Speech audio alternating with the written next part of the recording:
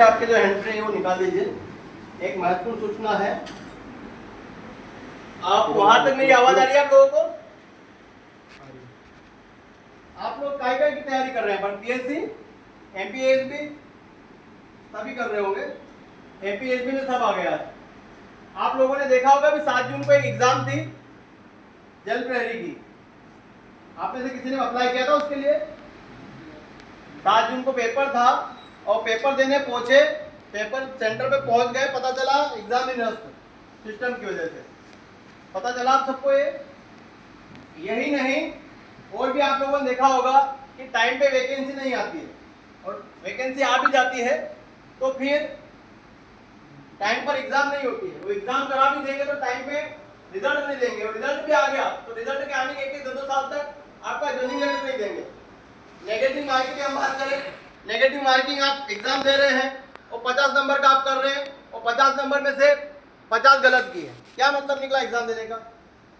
आप तीसरा मुद्दा हमारा, आप देखेंगे कि आपने एग्जाम फॉर्म यहाँ से भरा है, ठीक है, अप्लाई यहाँ से किया, आपको सेंटर दे रहे 200 किलोमीटर 300 किलोमीटर दूर।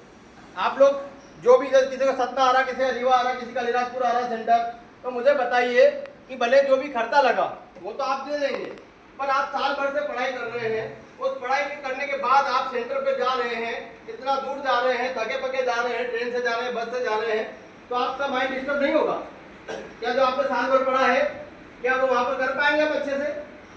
पूरा माइंड डिस्टर्ब हो जाएगा, अच्छे से एग्जाम भी नहीं दे पाएंगे।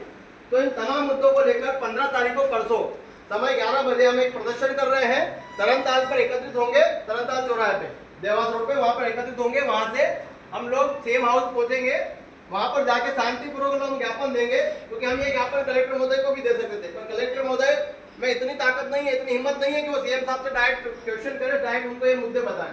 तो हमारे मुद्दे हम कोशिश करें कि डायरेक्ट सीएम साहब तक पहुंचे, और जो ये नेगेटिव मार्किंग है और जो सेंटर है, सेंटर हमारी मांग है भैया, सेंटर जहाँ विद्यार्थी है जिस जिले का है वहीं पे सेंटर उसको मिले, इतना दूर नहीं मिले, ताकि इतनी दूर जाए। और पढ़ा है साल भर से, हम क्या पढ़ने ही आए हैं ना, जॉब के लिए पढ़ रहे हैं। अब जॉब के लिए पढ़ रहे हैं, सालों से पढ़ रहे हैं, 2-3 साल से पढ़ रहे हैं, 2-3 साल तक वैकेंसी नहीं आती है, वैकेंसी अगर निकाली भी है तो टाइम पे एग्जाम नहीं करा रहे हैं, और एग्जाम करा रहे हैं तो पेपर लीक करा रहे हैं, पेपर लीक करा रहे हैं, पेपर सही हो नहीं पा रहे। आप लोग देखेंगे अधिकतर जो अच्छे पढ़ते हैं, जो 80 अबव होते हैं, उनके सिलेक्शन हो जाते हैं। बाकी क्या होता है, नेता लोगों के संपर्क में जो होते हैं उनके सिलेक्शन हो जाते हैं। तो इस सिस्टम के खिलाफ हम लोग आवाज उठाए हैं।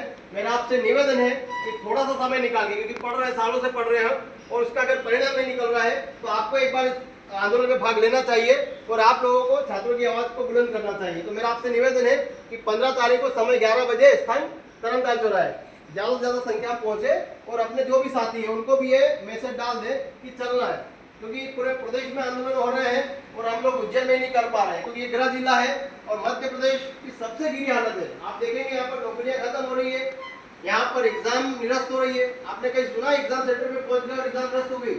पहली बार हमारे मध्य प्रदेश में ऐसा हुआ है कि एग्जाम सेंटर पे पहुंच गए, एग्जाम देने और पता चला एग्जाम निरस्त हो गई। तो इन सब मांगों को लेकर 15 तारीख को प्रदर्शन है। तो मेरा आपसे निवेदन है